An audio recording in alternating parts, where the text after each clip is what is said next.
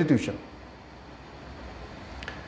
अगर सरकारें कुछ नहीं कर रही हैं तो मारिए गोली।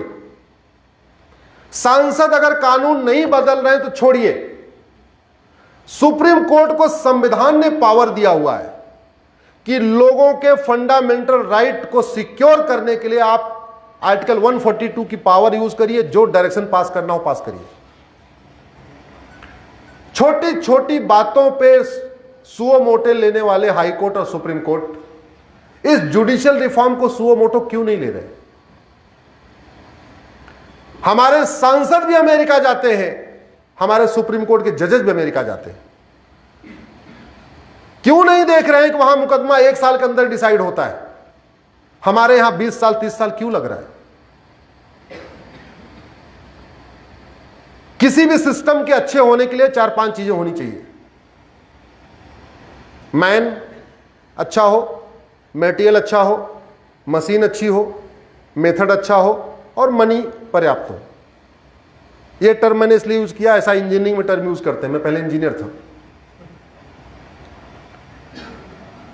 किसी भी चीज के सक्सेसफुल होने के लिए 5M अच्छा होना चाहिए। 5M में पहला M है मैन, दूसरा M मशीन, तीसरा M मटेरियल, चौथा M मेथड और 5वां M मनी। आज की डेट में हमारे डिस्ट्रिक्ट कोर्ट और हाई कोर्ट, डिस्ट्रिक्ट कोर्ट के जजों की क्वालिटी में जमीन आसमान का अंतर है।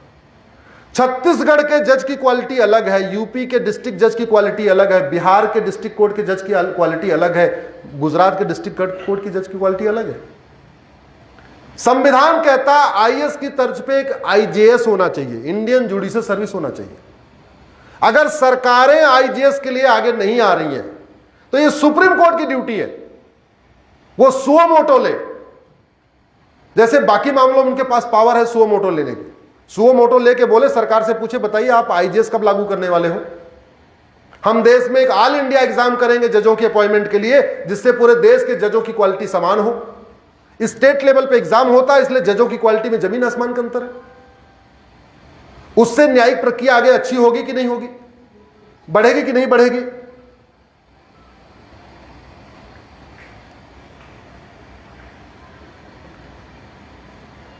मैन, तो मैन की क्वालिटी बढ़ाना है तो आप ऑल इंडिया लेवल पे एग्जाम करिए, जजों की क्वालिटी अच्छी करिए। मशीन, मशीन क्या है जुडिशरी में? कानून। ठीक है, कोर्ट को कानून बदलने का अधिकार नहीं है, कोर्ट कानून को मानने के लिए विवश है। लेकिन हाई कोर्ट, सुप्रीम कोर्ट को यह तो पता है ना कि कौन कौन सा कानून घटिया है, कौन कौन सा कानून खराब है। और यहां लोगों के फंडामेंटल राइट की बात है, लोगों के राइट टू जस्टिस की बात करते हैं, जस्टिस की बात है। ऐसे में अपनी मर्यादा क्यों देखना कि हम लक्ष्मण रेखा नहीं क्रॉस करेंगे, बाकी मामलों में लक्ष्मण रेखा क्रॉस कर लेंगे। तो जहां लोगों को स्पीडी जस्टिस देना है, जुडिशियल चार्टर लागू करना है, वहां पे मर्यादा आगे बढ़ने में क्या दिक्कत है? अल्टीमेटली संविधान किसके लिए बना है? लोगों के लिए तो बना है। अगर लोगों को न्याय नहीं मिल रहा है तो लक्ष्मण रेखा अगर क्रॉस भी करना पड़े तो क्या फर्क पड़ता है? सरकार से यह कहना पड़े कि भाई आप इस पे कानून बनाओ, ये कानून खराब है। और as a supreme court, as a high court हमें पता है कि ये कानून खराब है, हमसे ज्यादा टैलेंटेड लोग बैठे हुए हैं वहां पर, तो उनको कहना चाहिए भाई देखो ये 10 कानून में 10 खराब है, इसकी वजह से मुकदमा बहुत देरी के साथ चल रहा है, बार बार एडजमेंट हो रहा है, बार बार समस्याएं आ रही है, आप कानून बदलो। नहीं बदले तो और भी उसके तरीके हैं, तो आप अपनी मशीन ठीक करो। मेथड, जुडिशियल प्रोसीजर हमारा पूरी तरीके से आउटडेटेड हो चुका है। सिंपल रेंट के मामले, किराए के मामले district court, high court, supreme court तक जा रहे हैं। कनाडा में एक डेट पे मुकदमा, रेंट का मुकदमा एक डेट पे तय होता है, केवल एक डेट पड़ती है और सुप्रीम कोर्ट तक नहीं जाता वहां रेंट का मामला।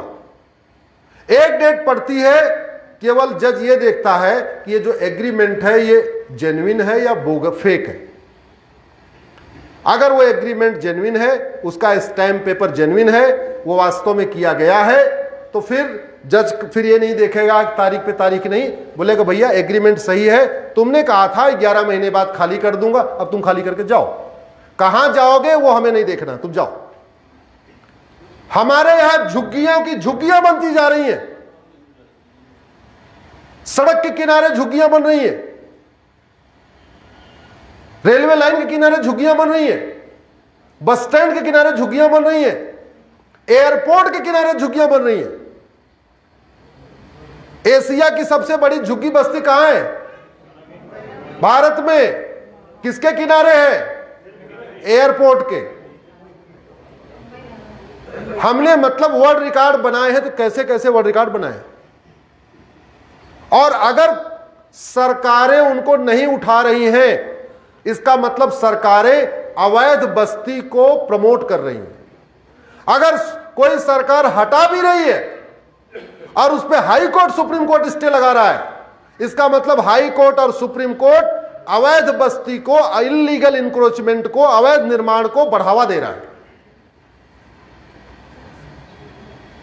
आप अवैध निर्माण वालों के साथ खड़े हो जा रहे हो और कह रहे हो इनके लिए मकान बनाओ।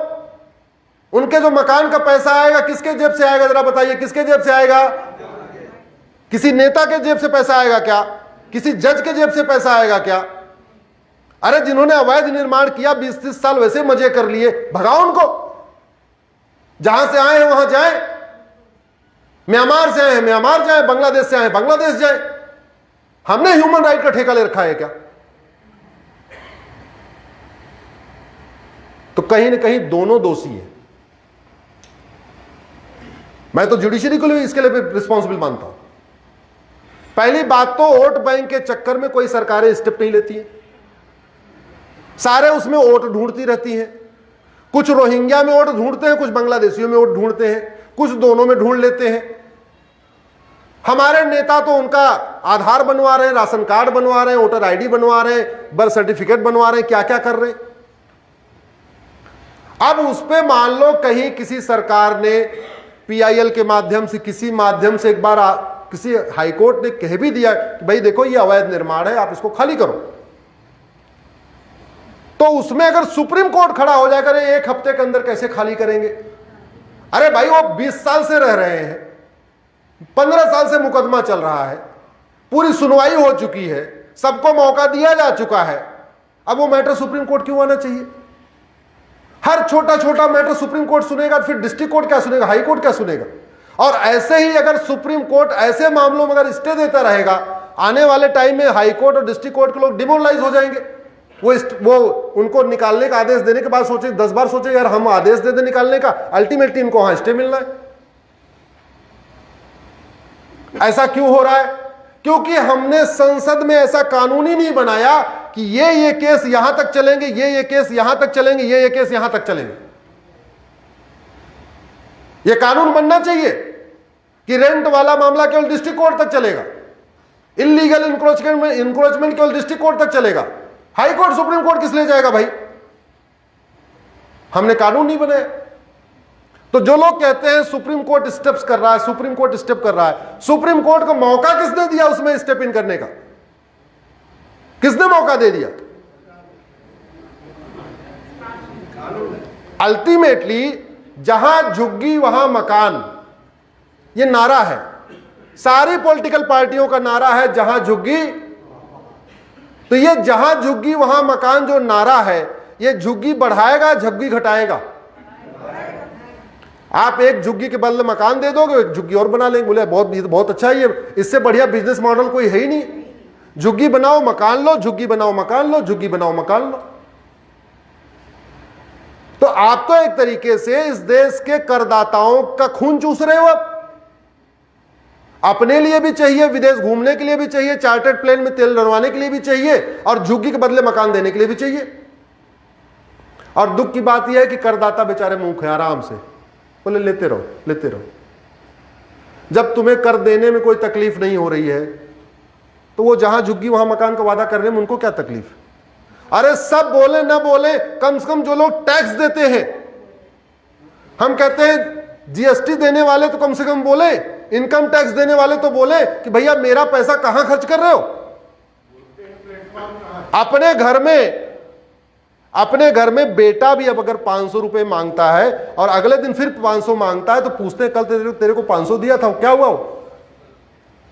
आज फिर 500 मांगने आ गया, क्या किया? बोला सीएनजी भरवा लिया। बोले ठीक है 500 अच्छा ले लो। अरे मैं खुद ही पूछता हूं, इसलिए बता रहा हूं। मेरा बेटा ला कर रहा है, अगर 2000 रुपए के नोट देता हूं, अगली बार फिर पैसा मांगता तो पूछता हूं तो मुझे 2000 रुपए दिया था, क्या क्या किया? बोले पापा पेट्रोल भरवाया, सीएनजी भरवाया। बोले ठीक है चल ले लो।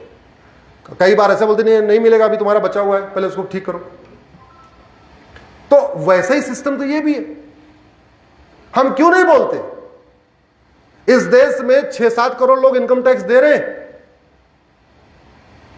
10 करोड़ लोग जीएसटी दे रहे हैं।